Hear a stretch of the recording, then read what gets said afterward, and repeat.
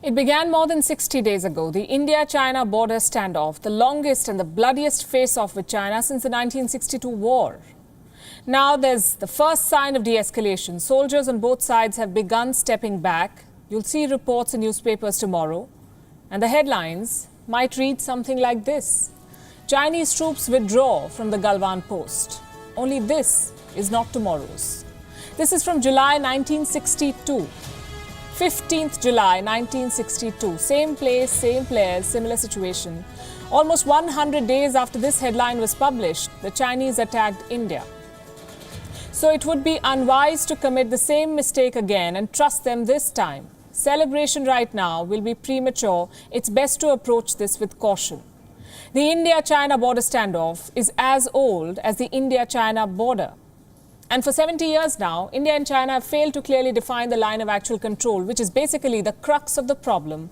So escalations and de-escalations will continue until the root cause is addressed. Let's talk about the recent events. The standoff began in early May when Chinese troops tried to intrude into Indian territory. It escalated 3 weeks ago when 20 Indian soldiers were killed in action in Galwan. India has retaliated in various ways by scrutinizing Chinese businesses, blocking Chinese apps, also preparing for any military escalation, all the while holding talks at various levels to de-escalate. Tonight we can report what we're calling a limited resolution. There is disengagement at 3 flashpoints: Galwan, the Hot Springs and Gogra. Chinese troops were spotted moving away at these 3 locations. They've gone back by 1 to 2 kilometers. Sources tell WION that the PLA, the People's Liberation Army, the Chinese army, was seen moving back its vehicles. Tents have been removed. This is at Patrol Point 14, the location of the violent clash between Indian and Chinese troops, the clash that happened on the 15th of June. So you could say this is the beginning of the end, but early days. Exactly a week ago, India announced a ban on Chinese apps, a decision that signaled a new low in the India-China relationship. On Friday, India's Prime Minister, Mr. Narendra Modi, visited Ladakh. He sent a strong message to Beijing that India will defend itself against all threats. And all of this may have contributed to what we are seeing right now. But what specifically has changed in the last 48 hours? It was a 2-hour-long phone call on Sunday that is said to have led to the disengagement. Special representatives from both sides held talks. From India, it was National Security Advisor Ajit Doval. From China, it was Foreign Minister Wang Yi. The special representative mechanism is an old one.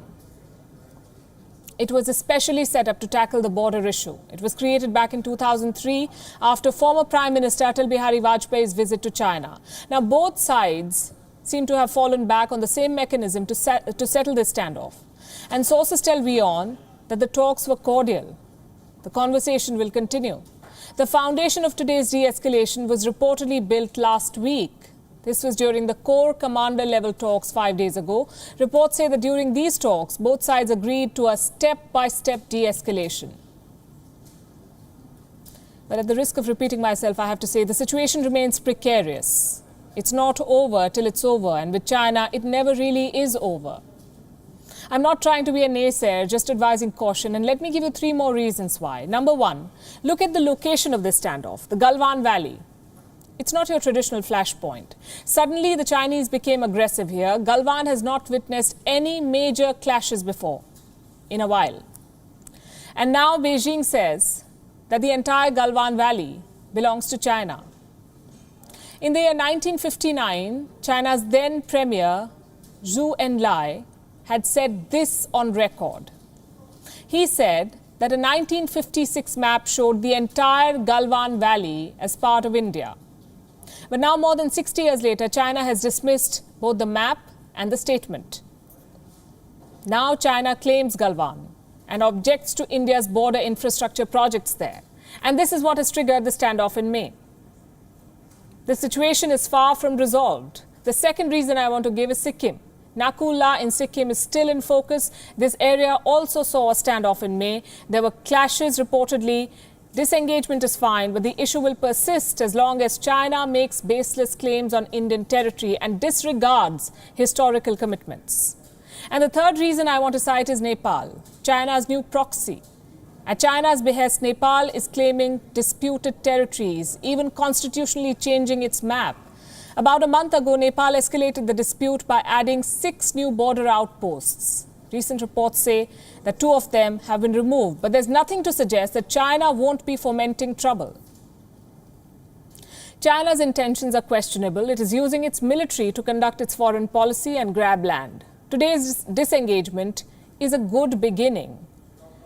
But there's also a question. Is this the new normal?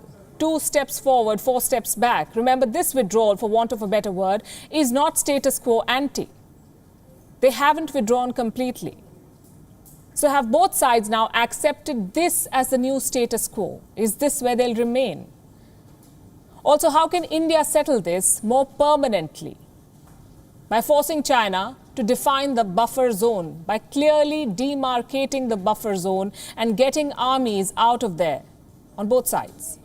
This zone should be for policing, not for defending borders. Unless this basic agreement is achieved, even complete withdrawal will not spell the end of this.